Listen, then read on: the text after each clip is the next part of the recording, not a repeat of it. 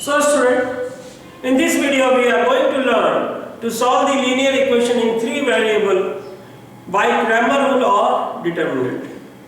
तीन वेरिएबल वाली linear equation को क्रैमर रूल या दूसरे शब्दों में डिटरमिनेंट मेथड भी बोला जाता है, उससे सॉल्व करना सीखेंगे।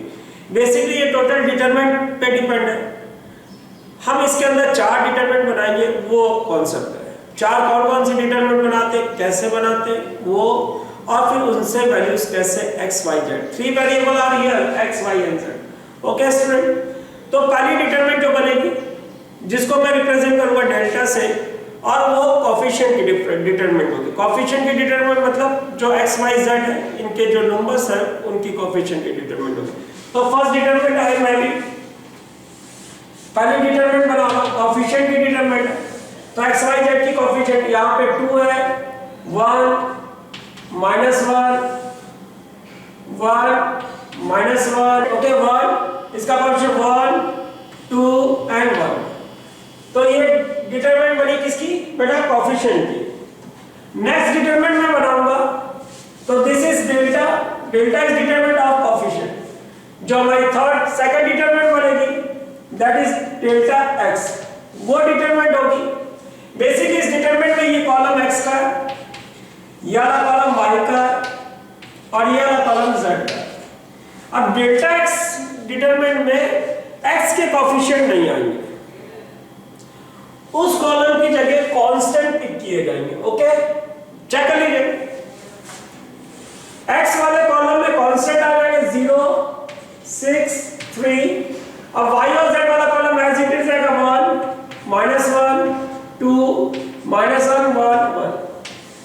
ओके, एक डिटरमिनेंट बनेगी नेक्स्ट डेल्टा y। जैसे कि x वाले में x नहीं आया, वैसे ही y वाले में y के कोफिशिएंट नहीं आएंगे, उसकी जगह कांस्टेंट आ जाएंगे। ओके,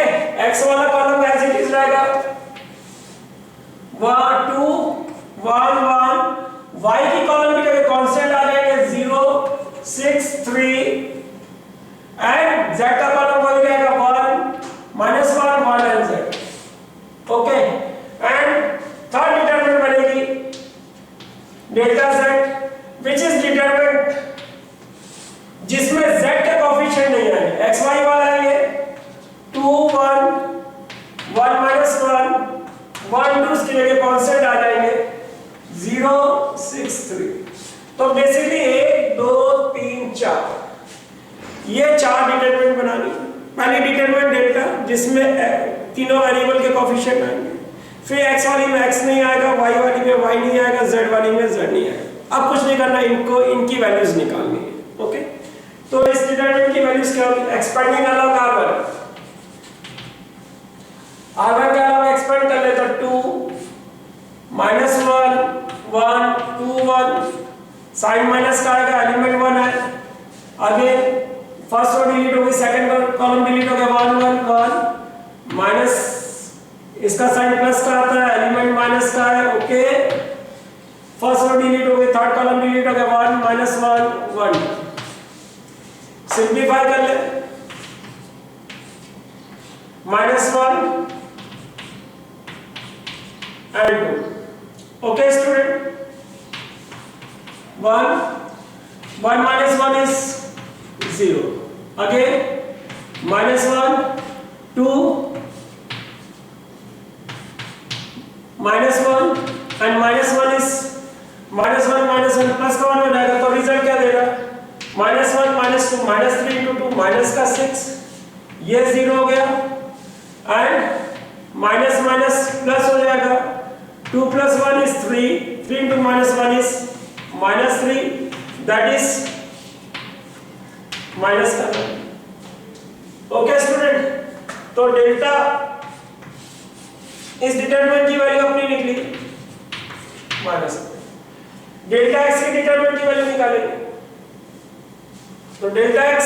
डिटरमिनेंट की वैल्यू, पहला एलिमेंट 0 है तो 0 into anything is 0, second element का साइन माइनस का आएगा 1 into 2/2 डिटरमिनेंट बनेगी 6 1 and 3 1। Okay, and second third element -1 है, इसकी डिटरमिनेंट बनेगी 6 -1 3 2 सिंप्लीफाई कर लेते हैं 6 minus 3 3 into minus 1 is minus 3 12 minus minus plus हो जाएगा 12 plus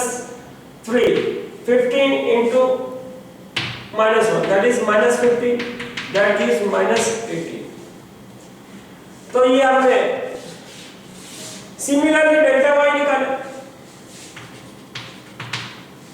expanding around 2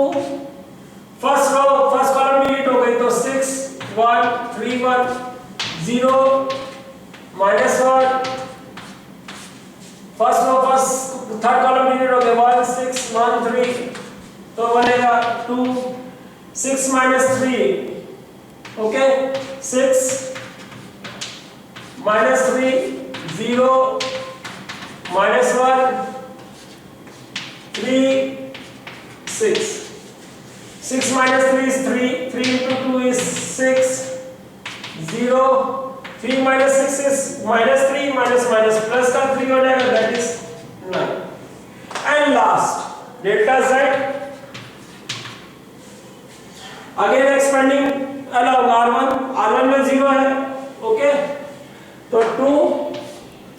first row first column delete हो गया 1 सॉरी minus 1 6 2 3